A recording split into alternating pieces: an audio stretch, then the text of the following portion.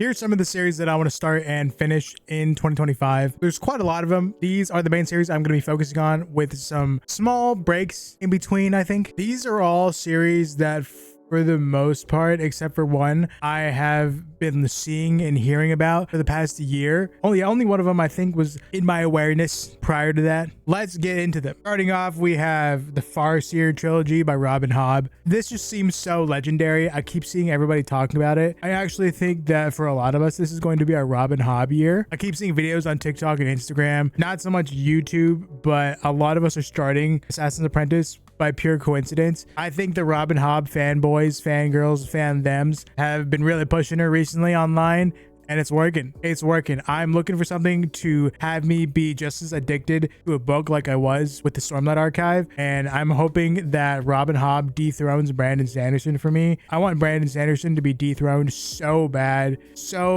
not because I hate him, but because I love his books and because I want to love something just as much or more. I want to feel addiction.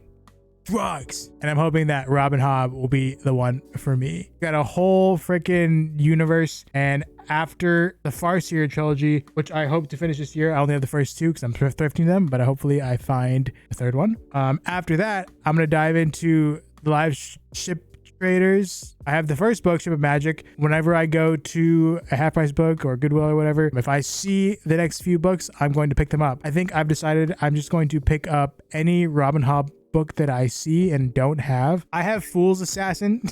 This is not brand new. I bought it brand new when I was like 13 or 14.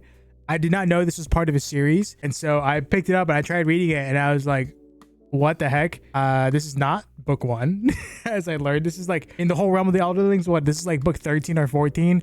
So I have just had book 13 or 14 sitting on my shelf for the past like 10 years, and it's finally time I get to it. I don't know if I'm gonna read it this year or next year. It's probably gonna be next year, but I'm gonna be making my way toward it, and we're finally gonna read you. This cover has just so much aura. Look at that. It looks insane, dude. Super quick interruption. If you're enjoying this video, make sure you like, subscribe, check out my sponsor link in the description, check out my wish list, my throne, and yeah, back to the video. The next book is the Earthsea Cycle, I think is the series name, by Ursula Le Guin. I found this at Half Price Books. It's got the first 4 books in it. I'm going to read the first 4 books. I think there's more in this series, so I'm just gonna read the first 4 as one book, and then I'll be like really far into the series, won't I? What is there, like 2 or 3 more? And then I'll just bang those out. Easy freaking peasy. They're not very long books. At least in this, they're like 100 something pages each. But this is like 600 pages. Jeez. That's one of the things that I'll be reading soon. And then the next series that I want to read, or I'm going to be reading all of these like interchangeably. I'll go book 1 here, and then book 1 here, and then book 2 here, and then book 1 here, then book 3 here, and then book 2 over here. The next series I have on the list is The Dandelion Dynasty by Ken Liu. I can't tell if this is Asian inspired or not, based purely from the back, but it's got dandelion on it, so I'm not sure. I see the name Mappadere, Emperor Mappadere. That sounds like maybe Southeast Asian. Maybe it's not Asian inspired whatsoever. I think seeing like maybe a European style fantasy written by a non-white author, I feel like that would be kind of fire. I want to see like the interesting different takes that they might have on it. And yeah, I have book 1 here. My dad got these all for Christmas for me. Book 2, The Wall of Storms. I think that's book 2. Speaking Bones. Is that book 3 or book 4? The Veiled Throne. This might be book 3. Like, I don't know. And so yeah, that's next on the list. It's gonna be fire. The only problem is that it's got like this fake sticker on it, and that hurts me. The next series I want to start and finish is The Bound of the Broken by Ryan Cahill. I think this is an independently published series. I don't think he's trad published at all, I think. And he's got this many books out, and I've seen a lot of hype and love around them. Honestly, when indie authors break out and they're going crazy, like Emma Wong with The Sword of Kaigen, that's actually so freaking cool.